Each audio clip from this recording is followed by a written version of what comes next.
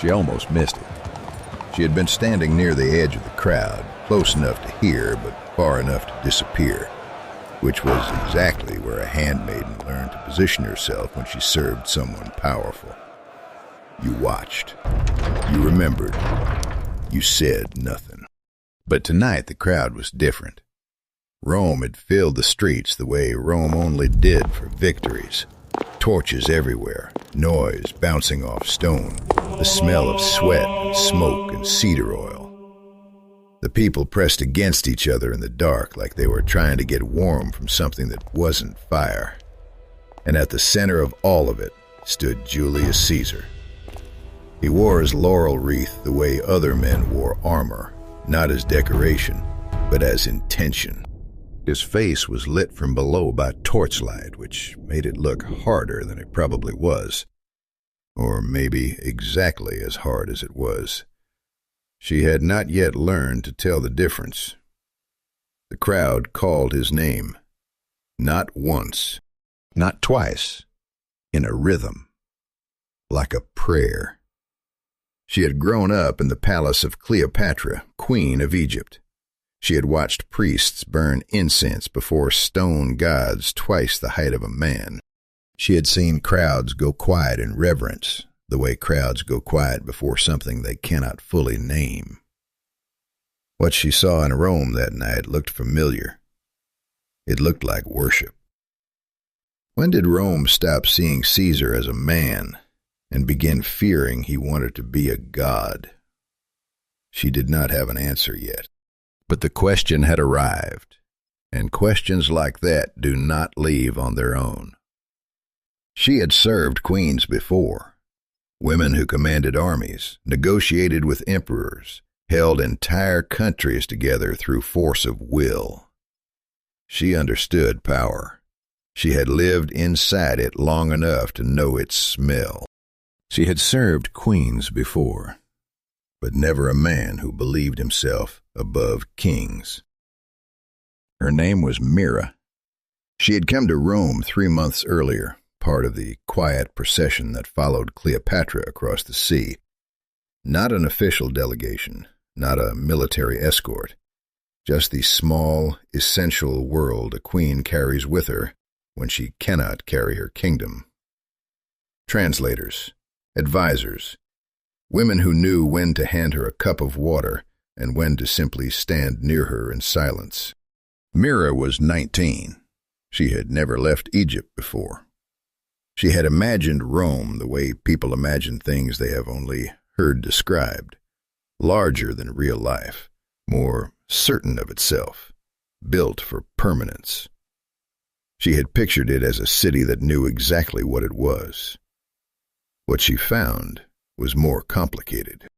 Rome was grand, yes. The Forum was wider than anything she had seen, the temples stacked with columns that seemed designed to make you feel small. But there was something underneath the grandeur that she hadn't expected. A nervousness, a quality in the way people moved through the streets, glancing sideways, measuring distances between themselves and anyone who looked like authority. She noticed it first in the way people spoke Caesar's name. In Egypt, you spoke the name of a god directly, into the air, with a specific weight behind it, a weight that acknowledged you were reaching towards something larger than yourself. That was reverence. She knew what reverence sounded like. What she heard in Rome was different. Senators spoke his name carefully, the way you step around something you're not sure is stable. Merchants said it quietly, as if the name itself might have ears. Even his supporters, and there were many she noticed, genuinely many, said it with a slight intake of breath before the first syllable, as if preparing for what the word might cost them. She mentioned this to Cleopatra one evening while helping her prepare for a private dinner. "The Romans speak his name like a secret," Mira said. "Even the ones who love him." Cleopatra had looked at her in the bronze mirror for a moment without answering. Then, quietly, "In Egypt, we fear the gods who are distant, Romans are learning to fear the ones standing in front of them. Mira had thought about that for a long time. No one in Rome spoke his name casually. They spoke it carefully. It began with the statues, not subtly. That was the thing she would remember later. It was never subtle. The statues of Caesar appeared in the temples the way new furniture appears in a house that belonged to someone else. You noticed the placement. You noticed what had been moved to make room. One morning she walked past the temple of Quirinus and stopped. There, among the old gods, Romulus, the ancestral figures, the stone faces that Rome had been looking at for generations, stood a new figure. Unmistakably, Caesar. The same jaw, the same slight tilt of the head she had seen in person, the posture of a man who had decided he was the most important person in any room he entered. He was not next to the gods. He was among them. She heard from one of the Roman household slaves, a woman named Fulvia, who had worked in the city long enough to remember when things were different, that this was not how Rome had ever done things. Romans had gods. They had heroes. They had generals. These were separate categories, and the separation was considered sacred. "He's moving the furniture," Fulvia told her, "and nobody is stopping him." The coins came next. She held one in her hand for the first time when a merchant gave her change in the market. A denarius, small and silver, warm from the merchant's pouch. And there on the face of it, pressed into the metal, Caesar's profile, living, breathing, ruling.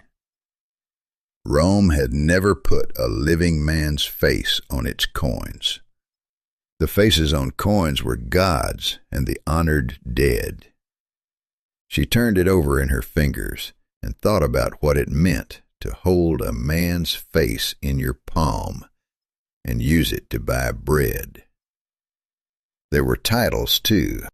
She collected them the way she collected observations, quietly, in the back of her mind, where she kept things she wasn't sure what to do with yet. Dictator perpetuo. Dictator in perpetuity. Not for a crisis, not for a defined term. Forever. Cleopatra found it fascinating. She had grown up divine. In Egypt, the pharaoh was always a god, and this was not metaphor, but cosmology, embedded in the architecture of the state. She watched Caesar's self-elevation with the interest of someone watching a student attempt something she had known since childhood. "He understands that power needs a face," she told Mira. "He just hasn't learned that the face needs to belong to something people were already prepared to worship." The Romans were not prepared. That was the difference. And Mira could see it in their eyes at public ceremonies, a kind of vertigo, like people watching the floor tilt and not yet knowing whether to grab for balance or simply accept the new angle. He no longer wished to lead Rome. He wished to stand above it. She learned to find the corridors.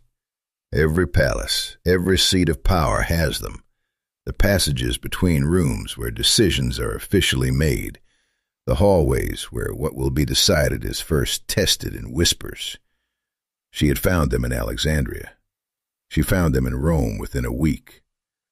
The Senate complex had a colonnade on its eastern side that served, in the late afternoons, as an informal gathering place for men who wanted to speak without being seen to speak. She was invisible there. A young foreign woman with a water jug and a servant's pace. No one looked at her directly, which meant no one noticed when she slowed. What she heard accumulated over weeks. At first it was general, the kind of vague, careful complaint that men use when they are testing whether the person beside them agrees. The laws are changing. The old forms are being set aside. Things that were understood are no longer reliable. Then it became specific. He wants the crown. Everyone knows it. He's already king. The title is just the last formality. If Anthony offers it again and he accepts, he won't accept it publicly. He's too clever for that. But he doesn't need to accept it publicly if everyone already behaves as if he has it.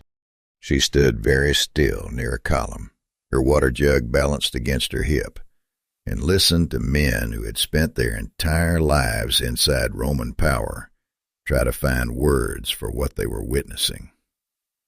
Rome had expelled its kings. This was not simply history. It was identity. The Romans she had met carried this fact the way people carry a family story that explains something fundamental about who they are. 400 years ago, they had decided, no kings. The Republic would govern itself. No one man would stand above the law. And now they stood in their own corridors and used the word king like a wound. King in all but name, she heard one senator say. He was older, white-haired, with the particular stillness of a man who had already decided something and was waiting for the world to catch up. The man beside him said nothing, which she had learned was its own kind of answer. Rome had expelled its kings centuries before. Now they feared they had invited one back inside. She saw him angry for the first time in Cleopatra's private reception chamber. It was a small thing, as the triggers for large men's anger usually are. A senator, one of the more prominent ones, a man whose name Mira had heard spoken with respect in multiple corridors, had publicly proposed a measure that would limit Caesar's ability to appoint provincial governors without Senate approval. It was procedural. It was, by Roman standards, moderate. It was a kind of thing that, in a functioning republic, would have been debated for weeks and then resolved somewhere in the middle. Caesar had heard about it before the proposal was formally submitted. She was in the adjacent room, separated from him by a curtain and the width of a doorway, when he received the report. She had not intended to listen. She simply had not yet found an inconspicuous way to leave. He didn't shout. That was the thing she remembered. The anger was quiet, which made it feel larger. His voice dropped rather than rose. He spoke about the senator the way you speak about an object that has failed to perform its function. Not rage, something colder, the contemplation of correction. He has confused tolerance for permission, she heard him say to his aide. Tell him the proposal will not reach the floor. There was a pause. And if he insists, then he will learn the difference between a senator and an obstacle. She stood very still on her side of the curtain. What struck her was not the threat. She had grown up in a palace. She had heard threats. She understood that power sometimes expressed itself this way. What struck her was the certainty. There was no hesitation in his voice, no sense that he was weighing options. The senator had stepped outside an acceptable boundary. The boundary would be enforced. This was simply the nature of things. She thought about Cleopatra, who was also accustomed to absolute power, who also governed by a kind of divine right that left little room for opposition. But Cleopatra, she had noticed, still asked questions, still spent evenings with advisors who were permitted to say, "That may not work, here is why." Still seemed to regard governance as a problem to be solved, not an extension of her personal will. Caesar, in those unguarded moments, seemed to regard Rome as something that existed to express him. Cleopatra, to her credit, saw this clearly. One evening, watching and hold court with a group of generals, Caesar at the center, everyone else arranged around him in careful orbit, she leaned close to Mira and said quietly, A great general thinks about winning battles. He is already thinking about what comes after all battles are won. She made it sound like an observation, but there was something careful in her eyes. He did not ask if Rome wanted him to rule forever. He believed Rome needed him to. She was in the crowd for the Lupercalia festival when it happened. She had not meant to be. The streets were full, and the route to the market took her directly past the festival route, and by the time she understood what was about to happen, she was pressed in among several hundred Romans with no polite way to leave. Mark Antony stood at the base of the speaker's platform, flushed with ceremony and possibly wine. Caesar sat elevated, visible to everyone, wearing his purple robe. He looked, she would think about this later, like a man who had been told something was going to happen and had prepared an expression for it. Antony lifted the laurel wreath, twisted into a diadem, the crown shape unmistakable, and offered it to Caesar with both hands, raised above his head. The gesture was theatrical. Everything about this moment was theatrical. She understood, watching it, that this had been rehearsed. Caesar raised one hand. He pushed the crown gently away.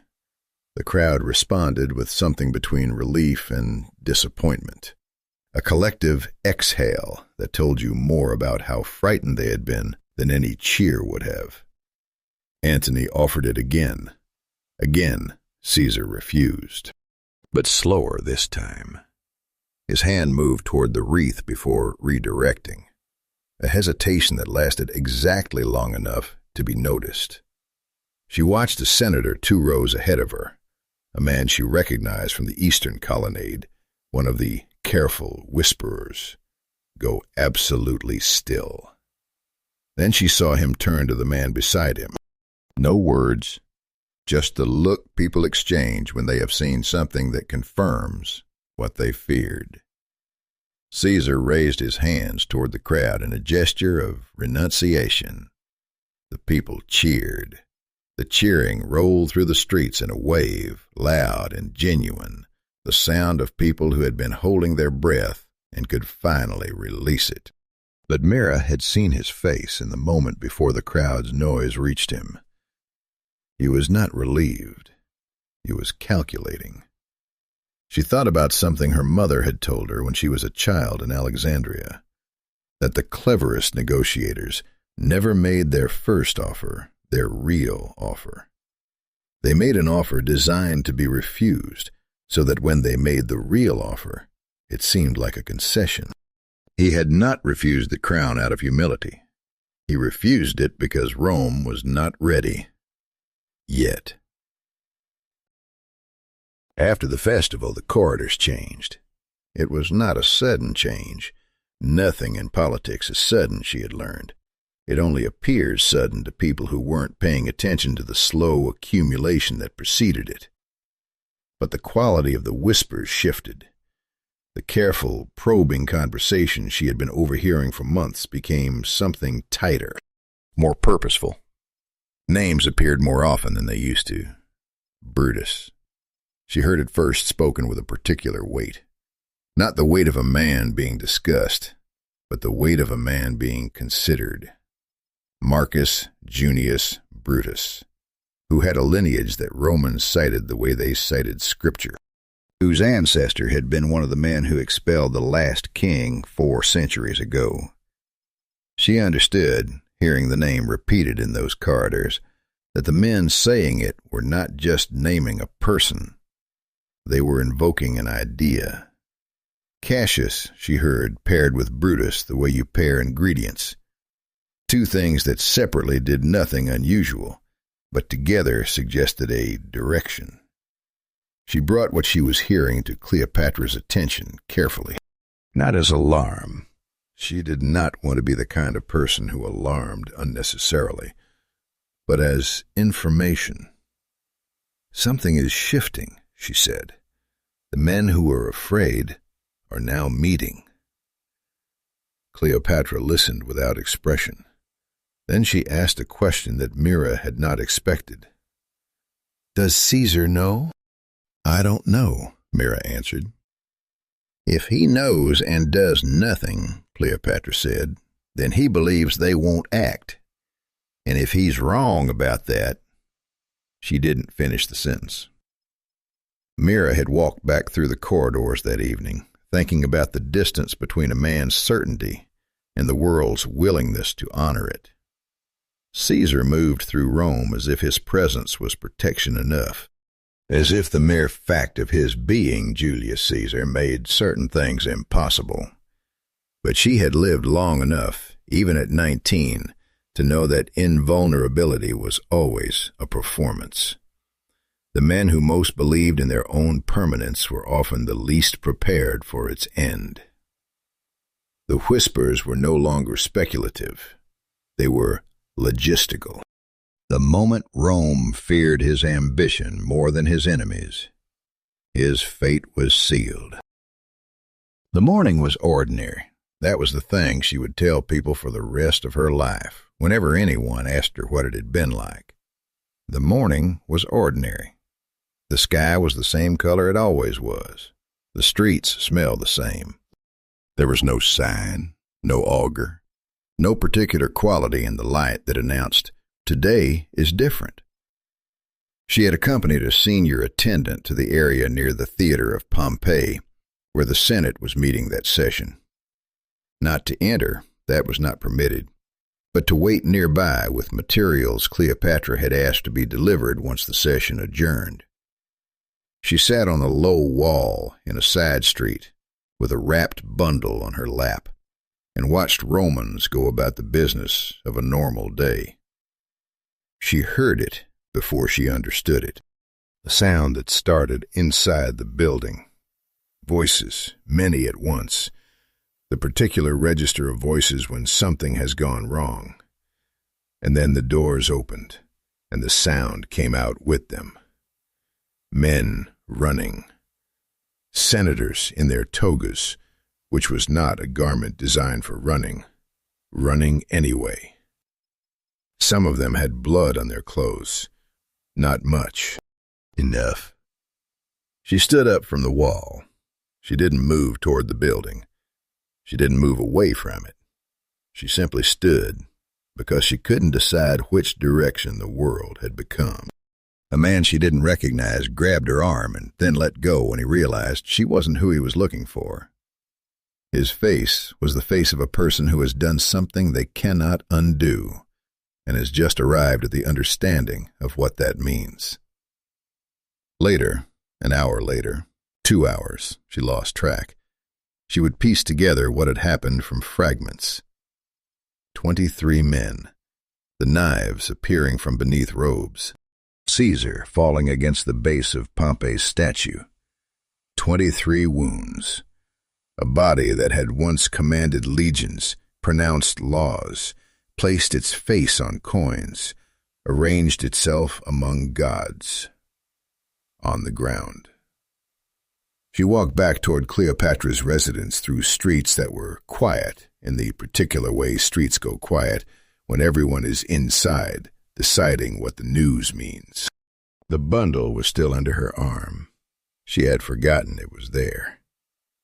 A man who wanted to be immortal died at the feet of the republic he had broken. Cleopatra left Rome within days. There was no ceremony to it, no formal departure. The situation required speed, and Cleopatra had always understood the difference between the moments that called for ceremony and the moments that called for a ship. Mira packed what could be packed quickly, carried what needed to be carried, and walked to the dock in the pre-dawn dark with the particular feeling of someone leaving a place before they have fully understood it. She stood at the stern as Rome receded behind them. The city looked different from the water, smaller, which surprised her, and also somehow more permanent, the hills and rooflines holding their shape against the pale sky, indifferent to what had just happened inside them. Cities, she was learning, outlasted the people who thought they controlled them. She had been in Rome for 4 months. She had watched a man position himself among gods. She had listened in corridors while the city decided what to do about it. She had been present, in the most ordinary way possible, at the end of something that people would be arguing about for the rest of human history. She thought about what Caesar had been. He had been brilliant. She had no doubt about that. The legions he had built, the campaigns he had run, the sheer scope of what he had organized and executed over a lifetime of war and politics. That was real. That was not performance. The man who could hold a room with silence and command armies across a continent was not a man you could dismiss as merely vain. But she had also watched him, in unguarded moments, mistake the response he had trained people to give him for the response they would choose freely. She had watched him look at a room full of people performing loyalty and believe he was seeing loyalty itself. The difference between those two things was the entire distance between a great man and a dangerous one. Was he a hero? She had heard people call him that, people who meant it, people who had watched him pull Rome from disorder and build something with real power. A visionary? Also possible. The Rome he imagined, unified, governed by one clear hand, not paralyzed by a senate of competing interests, was not an absurd vision. History would eventually arrive at something like it, with his name still attached. A tyrant? The word felt both right and insufficient. He had used power the way people use tools they believe they own absolutely, without asking permission, without considering that the thing you're shaping has its own integrity. A man who wanted to be a god? Yes, she had seen that most clearly, and she had seen it not in the statues or the coins, but in the specific quality of his certainty. Gods don't explain themselves. Gods don't negotiate. Gods arrive at conclusions and expect the world to arrange itself accordingly. That was what she had seen behind the laurel wreath and the purple robe. A man in love with his own necessity. The water widened between her and Rome. She thought about the men in the corridors, the careful whisperers, the ones who had used the word king like a wound. They had believed they were saving the Republic. Maybe they had. Maybe they had only delayed something inevitable. She was 19 years old, and she did not know enough history yet to be certain. What she knew was this. She had watched a man reach for something that no human institution had been designed to give, and she had watched the institution respond. Rome remembered Julius Caesar as a conqueror, but those who stood closest to him remembered something darker, a man who reached for divinity and taught Rome to fear greatness without limits. The ship moved east. Rome became a line, then a color, then nothing. Mara turned to face the open water. She was 19 years old, and she had already seen more than she knew how to carry. But she would carry it anyway. That, she was beginning to understand, was what witnesses were for.